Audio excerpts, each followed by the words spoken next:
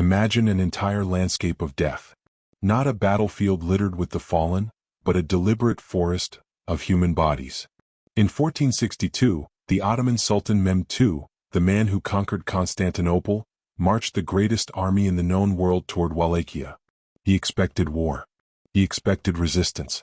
What he found was silence and a smell. The sickening, sweet stench of decomposition carried on the wind long before the site itself came into view. As the mist cleared outside the capital of Targovist, the Sultan froze. Before him stood 20,000 rotting corpses, impaled on wooden stakes stretching as far as the eye could see. Even the conqueror of empires turned his horse around in sheer horror. This was not war. This was the work of a monster. This was Vlad the Impaler. But who was the man capable of such calculated nightmares? Forget the vampire myths, the capes, and the fangs. The real Dracula, Vlad III, was far more terrifying because he was real. And his brutality wasn't madness, it was a weapon. Born into a world of betrayal, Vlad learned early that in the Game of Thrones, fear is the only currency that matters. His cruelty was surgical. It was designed not just to kill, but to shatter the minds of his enemies. And it started at a dinner party. Upon taking the throne, Vlad knew his biggest threat wasn't the Ottomans yet, it was his own nobility, the boyars. These were the men who had betrayed his father and buried his brother alive. So Vlad invited them to a feast, a reconciliation banquet to celebrate peace.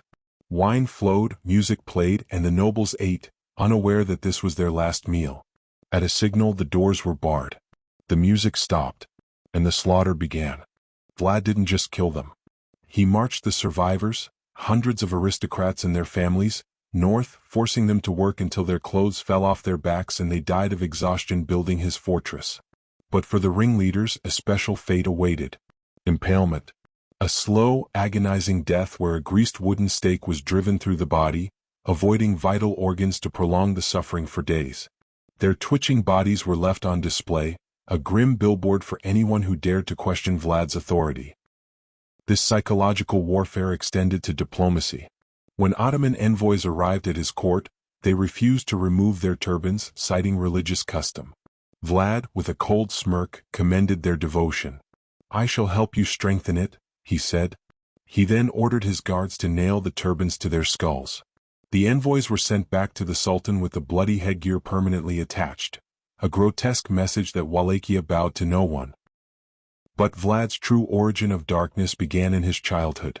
At age 11, he was given as a hostage to the Ottoman court to ensure his father's loyalty. For years, he lived in the shadow of the Sultan, a prisoner in a gilded cage. He watched. He learned. He absorbed the Ottomans' own tactics of terror and absolute power. The Ottomans didn't just train a prince. They forged a weapon that would one day turn against them with a vengeance they could never have predicted.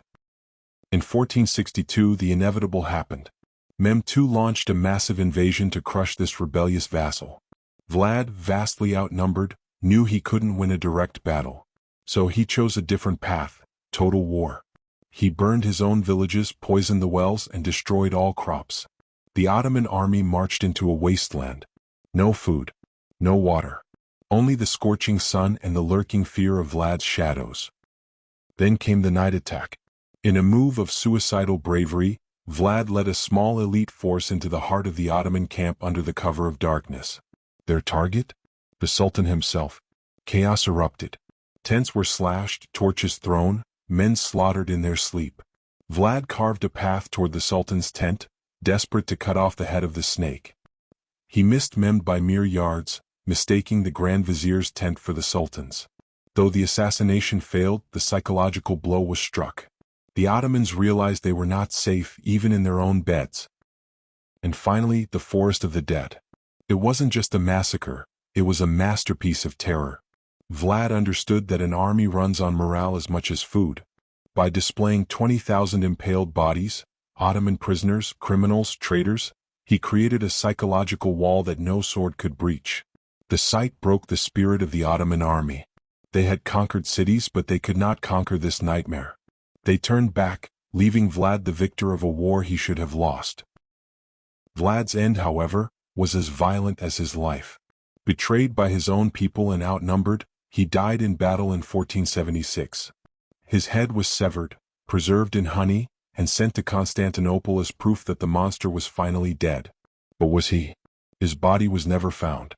His legend only grew, twisting over centuries from a ruthless warlord into a creature of the night. Today, Vlad the Impaler remains a polarizing figure. To some, a national hero who defended his land against an empire. To others, a sadistic madman. But one thing is certain. He understood the power of fear better than perhaps anyone in history. He showed the world that a small man can cast a very large and very dark shadow. And in the forests of Wallachia, if you listen closely to the wind, you might still hear the echoes of his legacy.